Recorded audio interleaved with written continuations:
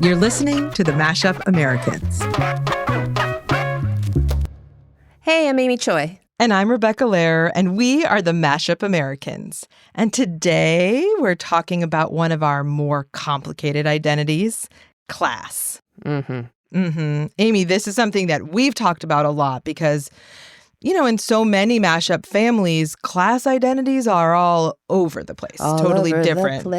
All over the place. It's a mashup that is sometimes hard to figure out how to navigate because we don't talk about it well. Yeah. And also because it changes so much, and it can change in a lifetime or it can change in a generation. Yep. I've been thinking a lot about mine, especially since last year. We did so much work in our Grief Collected project and thinking about ancestral trauma and what gets passed down to us in all the ways across generations. And I started just thinking more and more about the ups and downs of my family's finances and class. I grew up upper middle class on the North Shore of Chicago, surrounded by a lot of wealth. But my parents didn't make their money as professionals the way that everybody else's parents did before they immigrated to the U.S. My dad was an engineer and my mom was a nurse, and they thought that they'd work in, fields of medicine and engineering. But what ended up happening is that they owned a convenience store.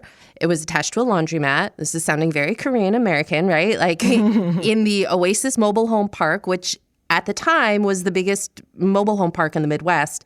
And so my childhood was a lot of shuttling between a trailer park where I'd help my parents make 6-packs of beer on the weekends and one of the fanciest and wealthiest neighborhoods in the whole country. And it's just it's kind of a mindfuck. Right. And but did your parents ever talk about class? Was it acknowledged that there's the differences between the two places? Rebecca, what do you want to hazard a guess? I'm assuming nobody really talked about it. But it's not just your parents. It was also the wealthy neighborhood you were in. Nobody's acknowledging it. No. I think it's also just part of it with our family in particular, and I think a lot of immigrant families, even if you made money, but you didn't make it in the way that you thought you were going to make it. Yes. Or you intended to make it for what you were trained for, because of what immigration does to your job prospect. There was so much shame tied into that. And so we never talked about the mobile home park and then living in Glencoe. But when I was there on the weekends and I'd start talking to other kids, because that's what kids do, they wouldn't want me playing with the other kids in the trailer park. That was just not a thing, And I think it was also, again, just going back another generation. My dad grew up in a super wealthy family in Pyongyang before the war, and then he refugeed south during the war. He was 8 or 9, and then living in a refugee camp in one of the little islands off the south end of South Korea. Just Korea at the time. And then he grew up kind of dirt poor in Seoul as a refugee. But he always has the posture of a wealthy person. Just kind of that, the way that people that have kind of infinite money walk through the world. And my mom was the daughter of a school teacher. And there were 5 daughters in the family. And she was very solidly middle class. But because they both went through the war, they have that war scarcity. How the reason that we always have cash on hand and 12 crates of beans or whatever, that's in all of us, I think. Yep. And that definitely followed them and haunted them even today. They would never consider themselves to be as wealthy or as secure as they are, because I think that they're just they had to survive with the mindset of poor post-war people. That's that's who they became. Yeah, it also it's just these shifting fortunes, and also again the shaping of identity at certain periods that may how you think of yourself, right? In a certain moment versus in a later moment in time, or even going to private school in Los Angeles. All my friends were just, their moms and dads were professionals, and it felt, it was fancy, but it didn't feel, I didn't realize how fancy it was. Yeah. In some respect until later, when I left the space, I was like, oh, people in Los Angeles is similar to where you were in. You're like, no, this is one of the fanciest suburbs in the whole country. There's so much context for all of this stuff that you don't know when you're living in it. Yeah. And because your parents or grandparents or all of us have this tradition in us, this sort of the shifting fortunes and the real fear that the fortunes might shift again. And we live in a country that doesn't really acknowledge class. Right. Because you're just supposed to, become rich by pulling yourself up by your bootstraps and just being a really good American. Right. You don't really exist until you have money. Otherwise, you've really done something wrong. Right. It's so interesting how class can be so much of our identity and has, right, as we said, it shifts over time, and we're rewriting the story of ourselves and our class position and what class means to us and what it tells other people about ourselves or what we think it says about us. Which brings us to our guest, Jonathan Menjivar. He's a journalist, podcaster, and producer, and you've heard his work everywhere from This American Life to Fresh Air with Terry Gross. We had him and his lovely wife, Hillary Frank, on talking about their mashup marriage years ago. Jonathan is a Salvadoran Angelino like me, and this summer he released a beautiful series called Classy, where he interrogates whether or not he is a classhole and what it means to be one, and what it means when your class identity starts shifting and who you become.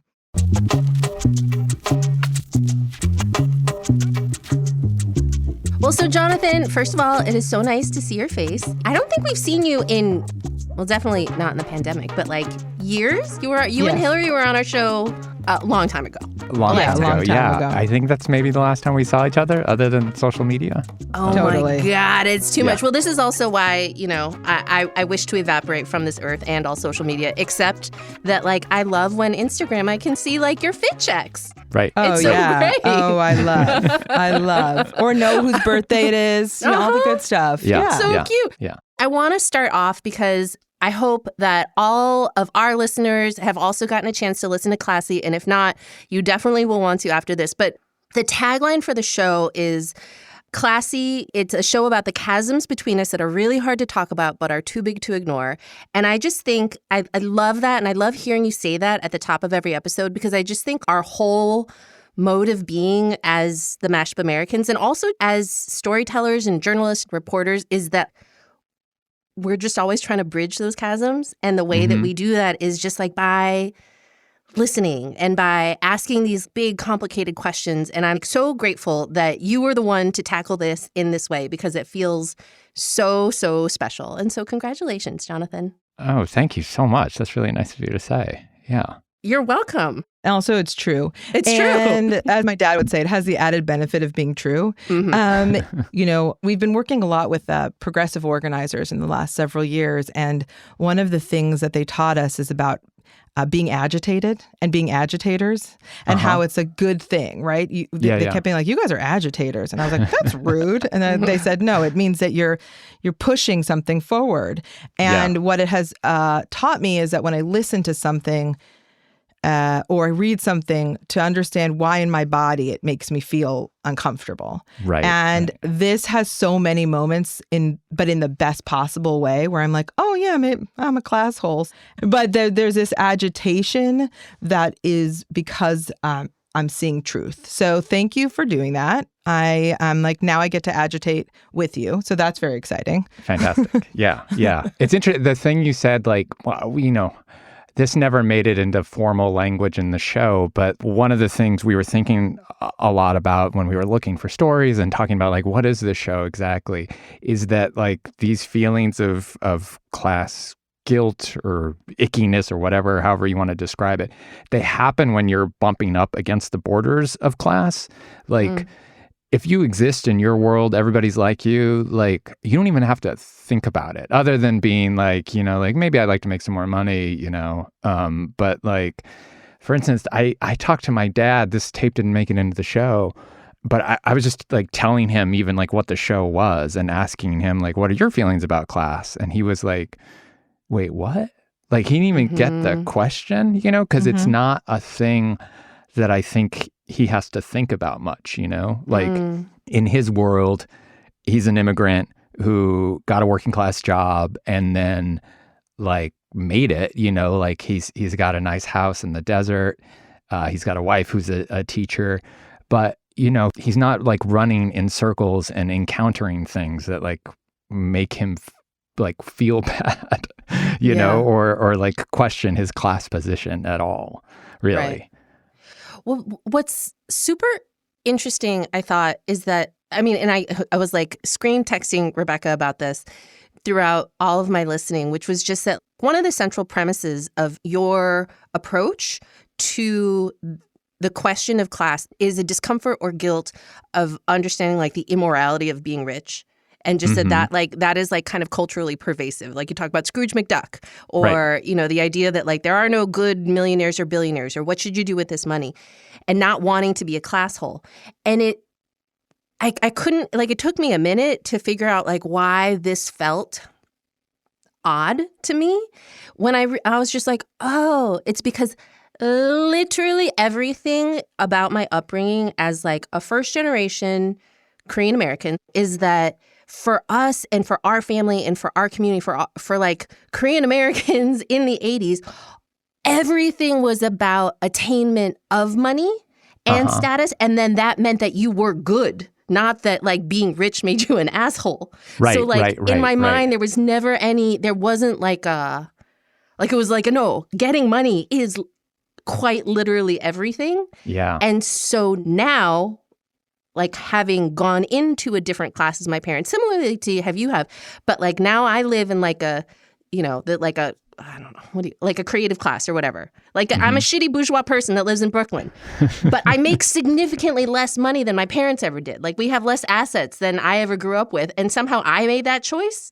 Yeah. Like I think I did something wrong. I don't know. But it was like, it was wild to realize that like my kind of whole upbringing was oppositional to maybe what yours was as you were growing up and into this story. Yeah, that's super interesting to think about. I mean, I think my parents always wanted me to do well. They certainly wanted money for me. They wanted me to have a job where I wouldn't have to struggle the way they were, both like paying the bills, but also more like I think the thing I heard most often is go to school so that you can get a job so you don't have to work like me. And that meant like working physically, my parents were divorced. I grew up mostly with my mom. I would like spend weekends with my dad, but still it was about like, so that you don't have to have this damage to your body, standing on a concrete floor all day or just lifting things. My mom drove a forklift for a long time. My stepdad was a truck driver for a while, and so it was more about just like, get out so that you don't have this physical damage to your body. But yeah, the money thing, it's interesting. Like the money thing is another thing that didn't make it into the show. But while we were making the show, my dad came out to visit my house for the first time. And I was really conflicted about it and uncertain how to feel. Like he's on his third house. He has a house with pillars on the inside. It's like so big.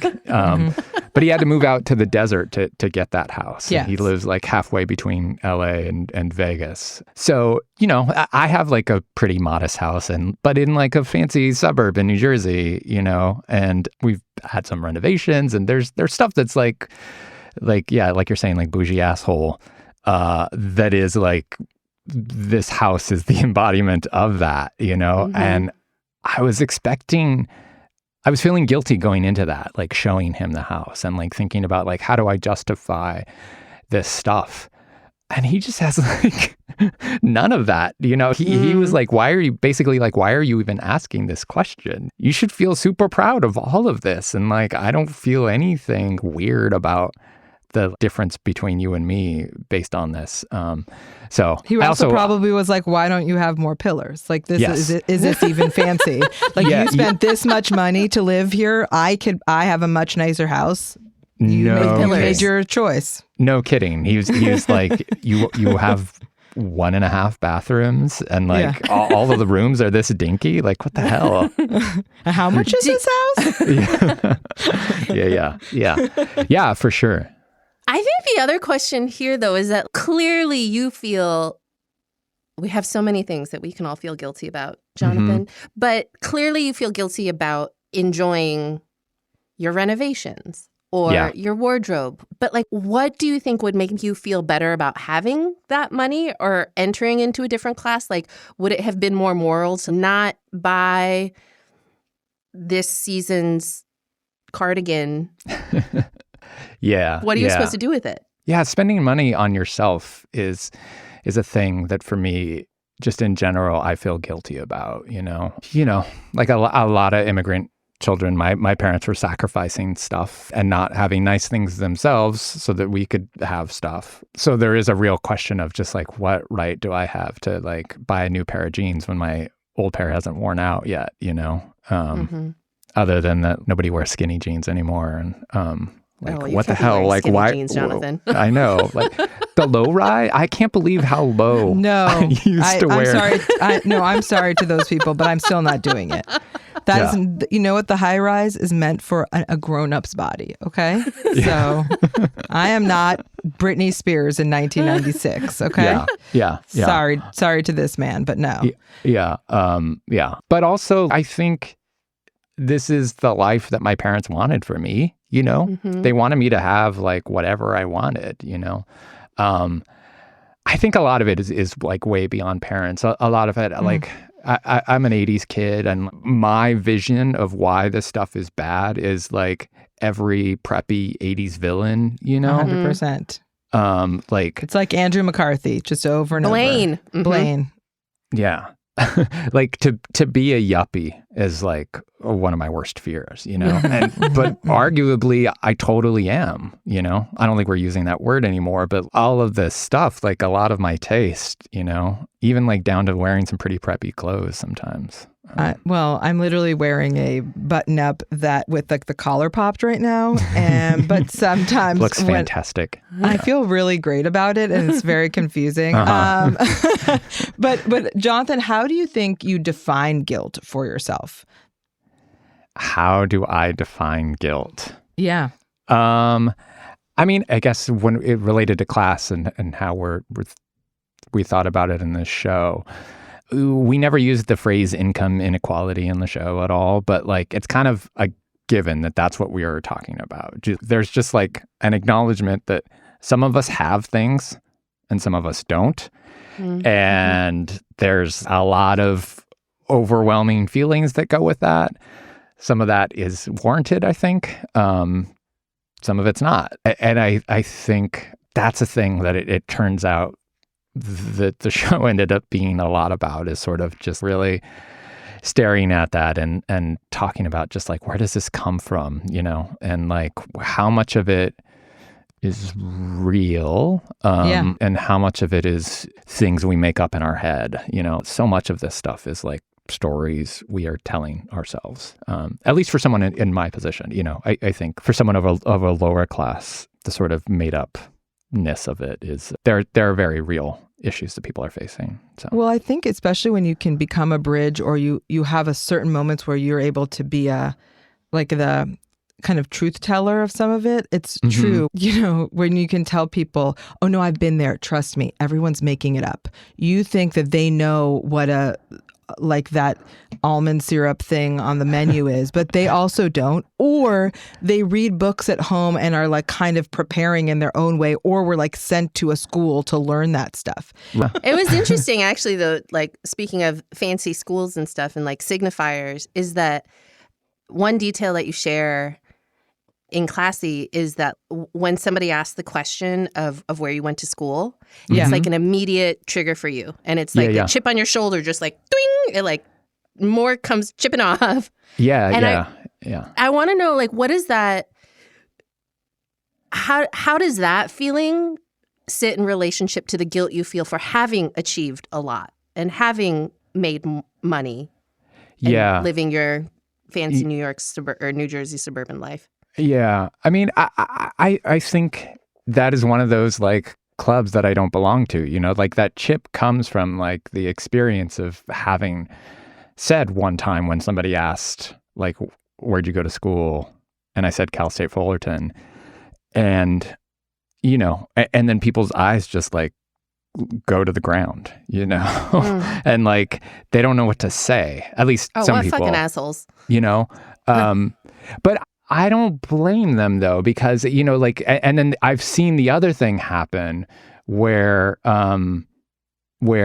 people like have a shared school that they went to. God, what's the school in Ohio that so many people in radio have gone to? Oberlin. Oberlin, yes. Yeah. So like, yeah, like when people bring up Oberlin, like I have seen so many people in our radio podcast community just like, they're just there again, Mm-hmm. They're all, and it just feels shitty. It feels shitty to not be a part of that club. At the same time, like there is a way in which like my version of like saying like I went to a state school, I commuted there every day, like I lived at home, like it's both pathetic and also a little bit of a badge of honor. Yeah. But even that, I'm just like, man, why am I pretending like this like struggle that I had or the like the story that I tell about my college existence that somehow gives me something, Do you feel the opposite feeling, or what does it feel like when you're in a crowd or like a like a work or like an event like this where like people are kind of sussing each other out and you're like, oh yeah, well I worked at This American Life and I worked with Terry Gross and I did is like, what does that feeling, does it give you that Oberlin feeling? I guess it does. Although I pull the classic kind of like, the way people talk about like, I went to a school in Boston instead of saying Harvard. Yeah. Like when I worked at This American Life, I used to say like, I work at this radio show. It's called This American Life. And people are like, of course I know what that is. Like, stop pretending, like,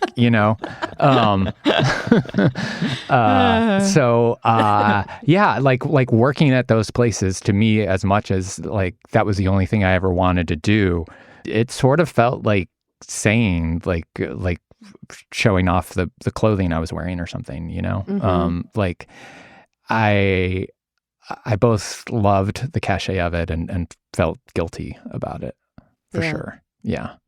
There's something that we think about a lot and that I hear you wrestling with throughout all of this, which is just like all the different kinds of classes that there are, right? There's actual wealth and like social class, economic class, and then there's an intellectual class, and there's a creative class, and then there's like not just when you have money, but new money class or old money class, or what like, right now, as a clothes horse, like the past year of like quiet luxury being the epitome of what class is now. Or like the shit that I get fed on Instagram is like, because I like nails, I like nail art, I'll get like, oh, these are the new quiet luxury colors.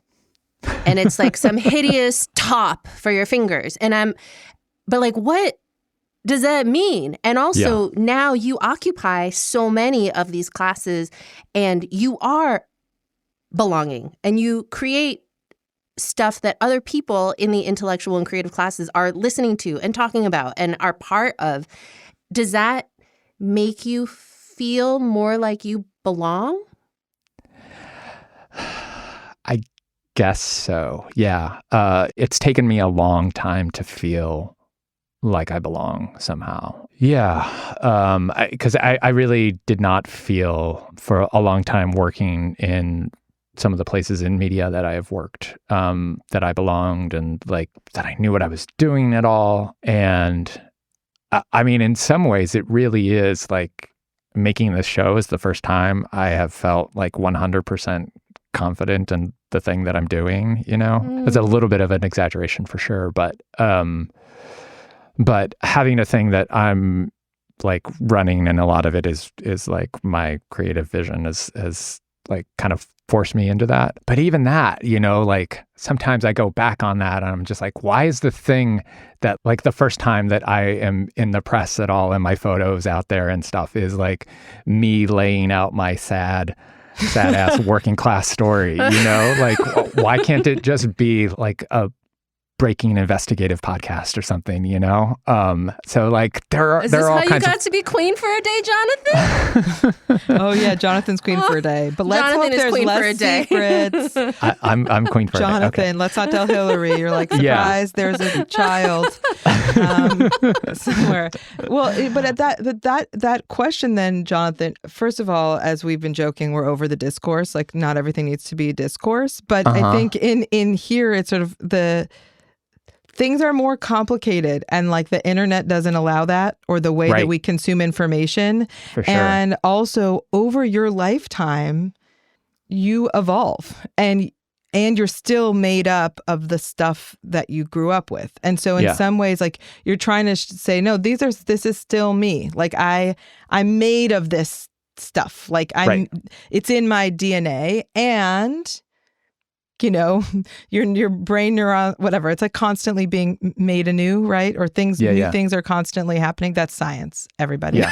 But you know, I think that there's a way in which America likes to place very binary ideas about identity and who you are on all of us, right? It's like you're black or you're white.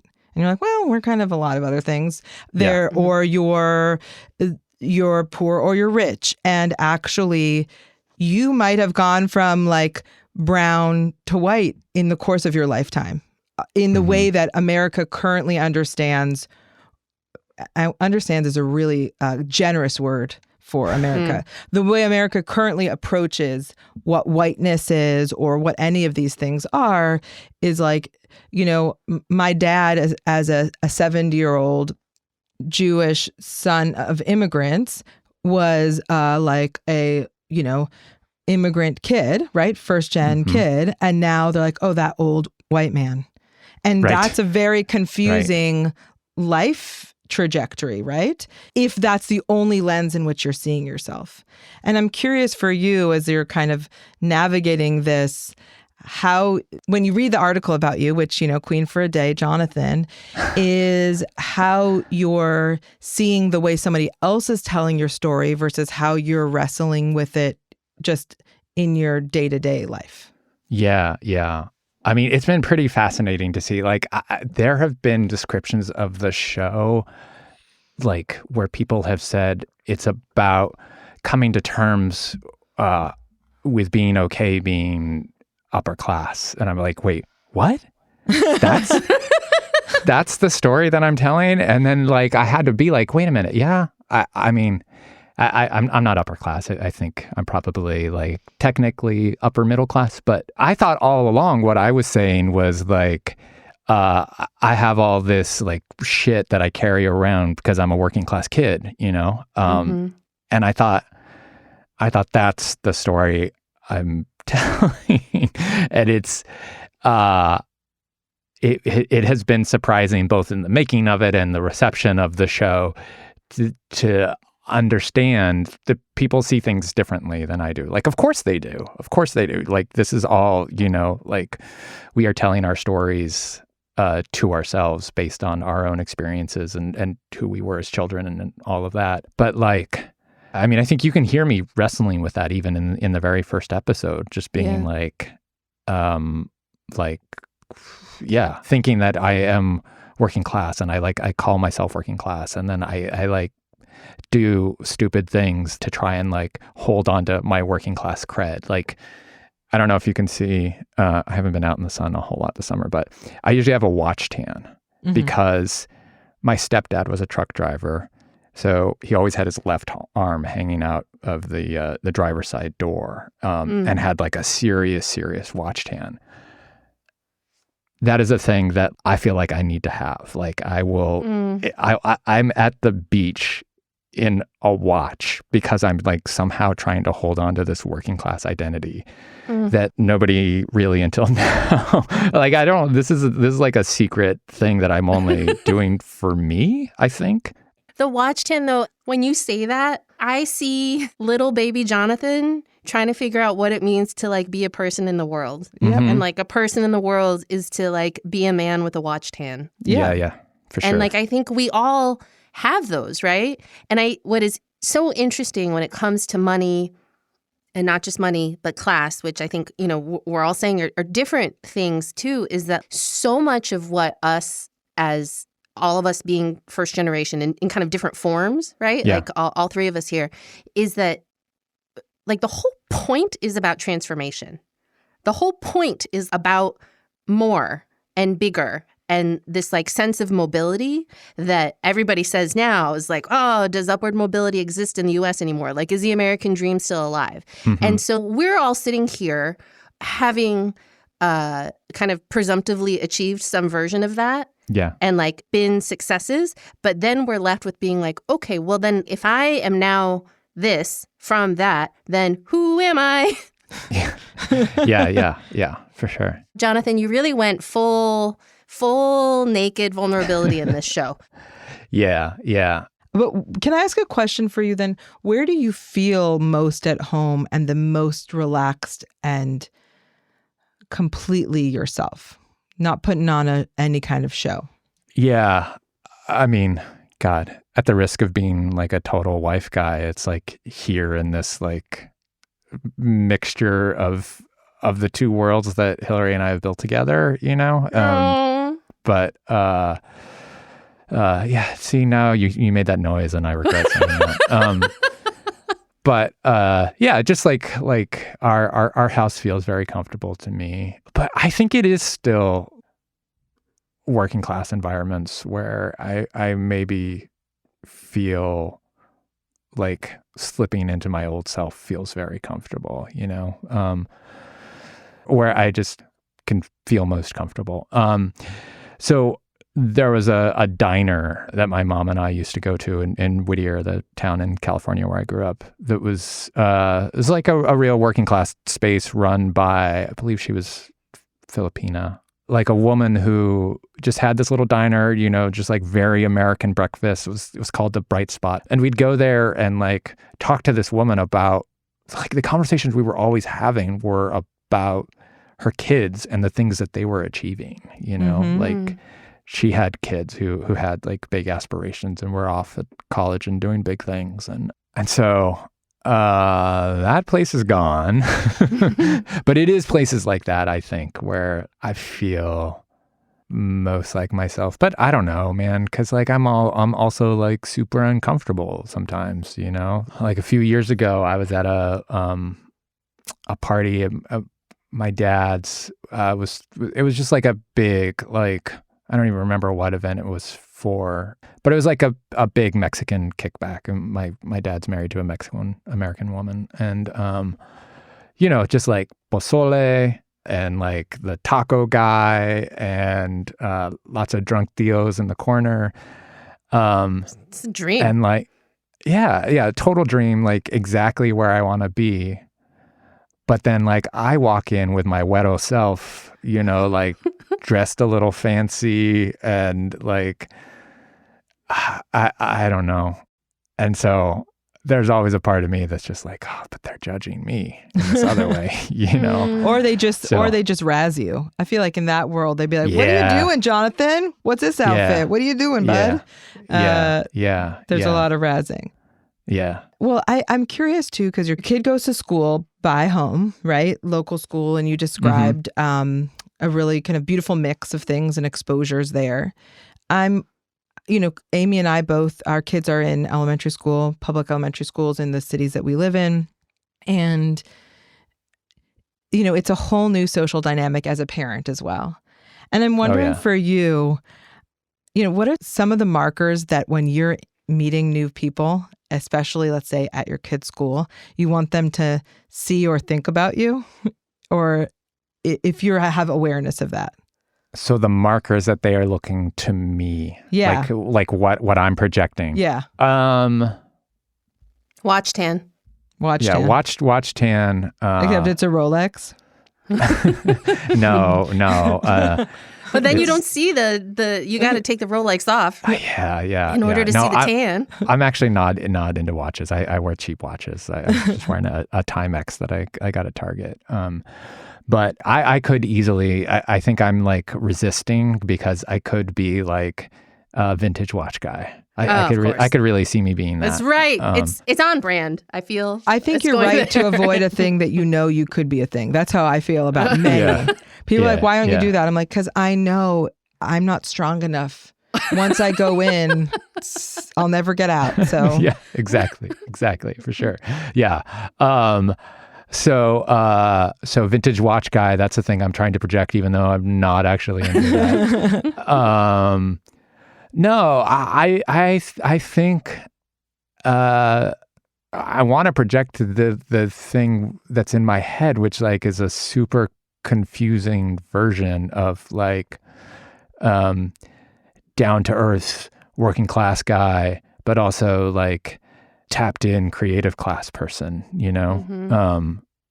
And so I think like my interest in clothes is like half that, you know, half like really trying to be like, no, like I'm super hip and like I know what's in and like what I like about what's in, and like I'm gonna wear things before the other suburban dads are wearing them, you know. Oh yeah, I like being that guy a little bit. Can I just say something? Yeah. Is that all of these things that you hope to project, like you are? Yeah, yeah, it's true. If I saw you at drop off, I'd say that's a cool dude, and I'd like to be friends with him. Yeah. See, I don't know. I don't really feel like I guess it's working. Yes. It's working. Yes. Well, the meat puppet, whatever you are, like the stuff we're wearing on the outside is working.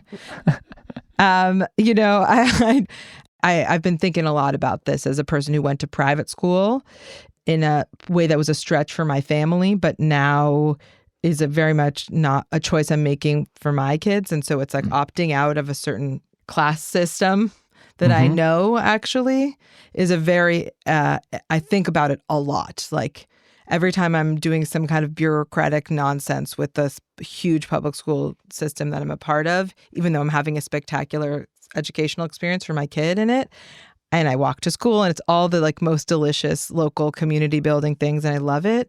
And it's Spanish immersion, by the way. So she read me a book in Spanish last night and I was like, oh man, wow. This is the best. But it's also something that I'm very aware of, that when other friends who are opting into that other system, class system, I feel that's where my chip is. I have a chip on my shoulder about it. I mean, the school thing though, that is like that's not just like a personal choice and a reflection of that. I mean, I am a big believer in public school, and like it's a political thing. Yes. Yeah. If you have the means to send your kid to private school and there are clear advantages to that private school, and you're like, no, I believe in public education and the benefits that's going to bring to the rest of the community if my kid is in that system, you know. Oh yeah, definitely a political choice. Yeah. So I have 2 more questions for today. I want to ask one more question about guilt, but also as we've talked so much about class, we've talked about money and about guilt and all these things, but I want to know why Classy is the name of the show, and what does classy mean to you? Yeah, I think, I mean, Classy was naming the show, that was a deliberate jab in the eye of anyone who has ever used that word in the way that it's traditionally meant to say that something is classy. Like a string of pearls and a white linen tablecloth. All of that kind of shit. thing. Yeah. I think Rebecca is literally shaking her head with some distance from the microphone right now. When people would be like, I go to cotillion, I was like, what the fuck words are you even saying to me? Get out of here. Fascist. She was shaking her head. Yes, I should. Yes. I want to make. She was I not love disagreeing. But yeah, my producer Kristen Torres and I sort of like were very aligned in wanting to say a thing that we are saying with this show is that you can be classy no matter where you come from. Yes. And that there is real dignity and beauty and laughter and just like three-dimensionalness of people, even poor people, you know? I feel like that's humanity. Actual humanity. Yeah. That is like so often, even in kind of like well-meaning liberal media, you know, not the portrayal of people of that class. And so it's titling the show Classy is a little bit of a fuck you. Well, you know, we always say that we're going to do something con class, right? With class. It's our little play on that too. And we were agitated by this series and we were interrogating ourselves around that. And then we were sort of similarly, I think, realizing that part of the when we say con class, what we mean is like abundant and rich of like joy and generosity and hospitable. Yeah. And I feel like that's true of not just actual hospitality, which is super important to Rebecca and I in particular, like welcoming somebody into our space. But that, I mean, the welcoming of somebody into our space also means like, even like how we treat people on Slack or like when we onboard like a new editor, a new producer for a project, like just making sure that everybody feels welcome and abundant so that like we have enough and we are going to make more. So like we're all, let's all go do it, you know, like that classiness feels like kind of the opposite, I guess, of what the more pejorative term of like being exclusionary or that you must have X things to do Y whatever or to deserve anything, that like you just are, so you are, so we will. So that's what it means to like do things con class. Like, I don't know. I feel like abundance has something to do with it. And then I'm like, well, what do either of these two words have to do with each other? Other than that we just like made up new definitions for it. But like it's déclassé, let's just say, to be a jerk or to like make people feel left out. I'm like, that's not classy at all. You're a jerk. Yeah. My last question is, how do we not feel so guilty about, you know, existing in the world as we do? What is your advice for our community, our listeners? We have all this stuff that we're all carrying around with us. How do we just like not feel guilty about it all the time? I think one thing I've realized both in making this show and in just getting older is that you're not going to get rid of it. You're just going to have it. And the thing to do with that guilt is to like sit with it a little bit, you know, like put your arm around it and like look it in the face and examine it and try and understand where it's coming from and make friends with it. And in that way, I think you can both diminish its power over you. And then also it's okay to feel shitty, you know, to just like take that guilt, even if you have managed to like re-examine it and be like, oh, no, this is, you know, like the fact that some of us have things and some of us don't. And like, if you happen to be one of those people that has, and you feel shitty about it, it's okay. That's like probably a good thing for you to feel, to be questioning, you know, like, wow, it's pretty wild that in this unfair system, I somehow have managed to benefit from it, you know? And I don't know, you know, maybe that line of thinking leads you down a whole other path of like trying to address that in other ways. But you're not going to get rid of it. So just like, just befriend it. Yeah. Make a traveling companion. Ugh, I love that. Jonathan Menjivar, this was a delight times 3. It was really so great to talk to you. And thank you for making this show. And I hope that everybody listens to it. Thank you so much for having me here in a space con class. Con class. That's the way that we do it. Yeah. I think a good therapy session for everybody. Yeah. But yeah. Thank you for I mean, I have a lot more like oozing out now. So, you know, I'll take it out on someone else. Thanks, Jonathan. Thanks so much for having me. It was really fun.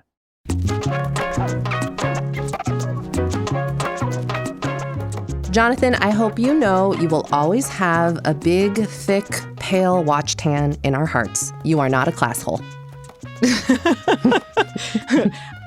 I love that part about thinking about the trappings of something you really focus in on, and you're like, no, that's what it looks like to be a grown up or to be a man. Ugh, I love it. So watch Tans for life. Love that. And if you're a classhole, we all are. I mean, we actually may be, and you aren't, TBD. And we're gonna get through it together having these convos. So thank you to Jonathan and everybody. Make sure to go check out his incredible podcast, Classy. It agitated me in the best ways. So go check it out.